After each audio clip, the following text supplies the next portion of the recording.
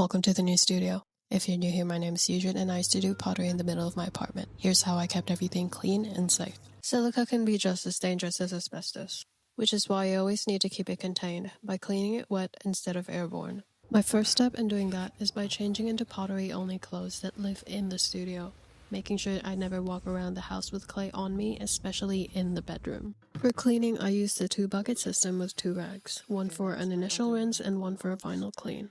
Anytime I touched anything outside the wheel, I'd go bucket 1, wipe, then bucket 2, wipe. That stopped me from spreading clay everywhere. I also ran an air purifier and tracked the air quality. You need to have open windows when cleaning.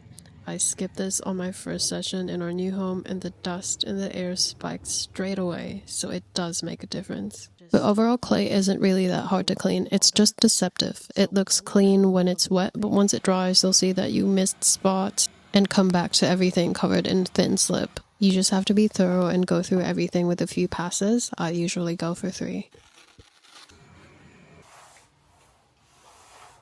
Cleaning the wheel is the same process, which is why I love that my Venco wheel has a spout so I can just hose everything down.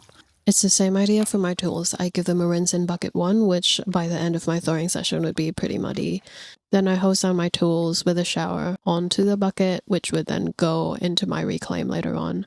Now that I've moved to a bigger space, I've gotten a parts washer, which lets me wash everything without the risk of sending clay down the drains. But before that, the bucket system worked just fine. And this is me just giving everything one final wipe with a clean rag and clean water before I wrap my piece and thoroughly wash my hands and arms, change back into normal clay-free clothes, and wash up for the night. I know it's a lot, but don't let it scare you. Just be careful and be informed. I've made a few mistakes here and there and I'm still alive and healthy. Don't let it stop you from being creative, and let me know if you want a separate video on reclaiming.